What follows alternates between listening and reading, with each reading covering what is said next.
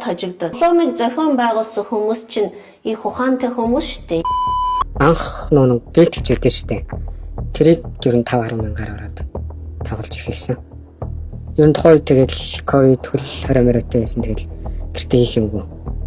Тэгэд ер нь анх зарчлагыг нараал тоглож эхэлсэн. Тэр хамгийн анх тэгэл 20-30 мянган төгрөг ер нь хожиж эхлэв. Ер нь тэгэл энэ нэг жижиг сажиг хожлоос болол ер нь энэ үйлдэл эхэлсэн дээ. Тэгээд ер нь бас тухайн үед тэгээд нэг 80 мянгаар орлоо яалаа. Тэгээд нэг 2 сая төгрөг хожиж ийсэн. Яг тэр үеэс эхлээл за ингээд болох юм байна. Монгол одож болох юм байна гэсэн айгаарсан. Алдах нь бол тэгэл үр тавиал ер нь нэгнээс нь үр тавиал тэр өөрөө дарыг л тоглосоор байгаа л ер нь хэмжээний өрөнд орсон доо. За мөрөдө тоглоом асуудал юу нь ямар байдаг гэхээр нь одоо мөрөдө тоглоом тоглолоо гэхээр эхлээд бол заавал хожлоо амсна. Нэг үевэл хожлоо амсна. Дараа нь яг хожигдлыг амсаж эхэлдэг. Зарим хүмүүс бол яг их хэмжээний ч хожлыг ингээд амсдаг. Хэцүү юм нь юу байгаа гэхээр нь ямар ч хөдөлмөр гарахгүйгээр мөнгө олсон тохиолдол болохоор энэ ийм бангийн байх юм шиг гэдэг хит үнэмшсэн бодолд бол ордог.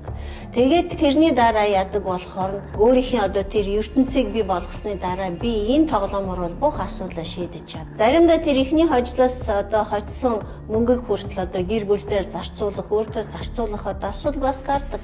Гэхдээ дараа нь ямар найдварыг тийгээд байна гэхээр нь би энэ тоглоомор нь бүх асуудлаа бол шийдэж чадах юм байна шүү. Би санхүүгийн бэрхшээлээс нь дарамтнаас нь гарна эсвэл би одоо дарамтгүй байсан ч гэсэн чи би илүү амжилттай болно гэдэг хит үнэмшилтэй болдог.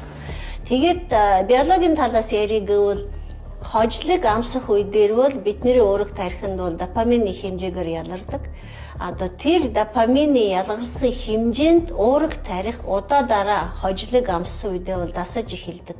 Ингэснээр нь уурах тарихны шагнал урамшууллын систем дээр бол өөрчлөлт үүсдэг. Тэр нь насан туршдаа хадгалагдана.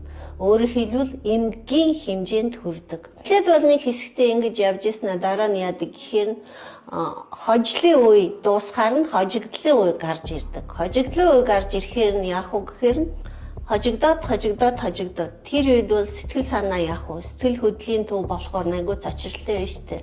Гутран, гэмшин тий одоо өөрийгөө үзэн яадаг одоо тийм асуудлууд хүртэл орно. Тэгэхээр дахиад нөгөө тоглоом тоглож байгаа тоглоомыг зохион байгуулсан хүмүүс чинь их ухаантай хүмүүс шүү дээ. Яаж одоо энэ дэгээгээ залгисан хүнийг одоо өөрийнхөө юунаас нь тий алдахгүй байх юмс. Тийм учраас энийг банк ингээд хожигдолтой явуулахаар нь заавал нэг хожлыг амсах хэрэгтэй. Тэгээд дахиад нэг хожлыг амсна.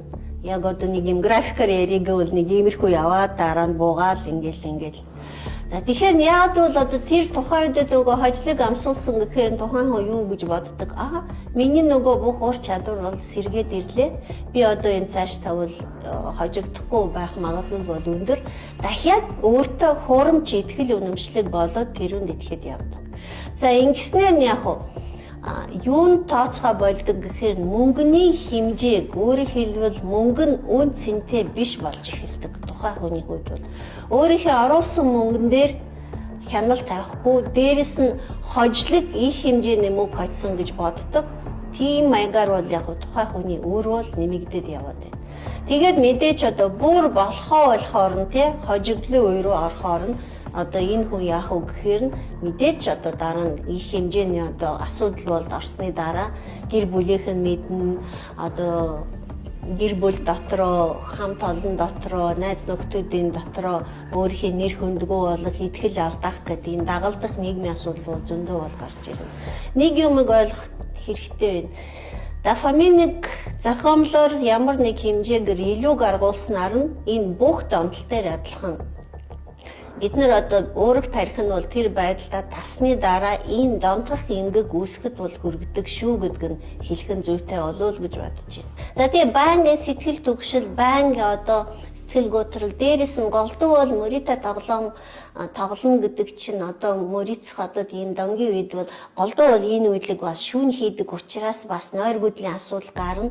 Энийн үндсэн дээр сэтгэл түгшил, сэтгэл готрол одоо нойр гүдэл гэдэг бол том хэмжээний сэтгцийн эмгүүд бас дахиад гарч болно. Хавсарсан маягаар солиорлол орох ч юм уу тий.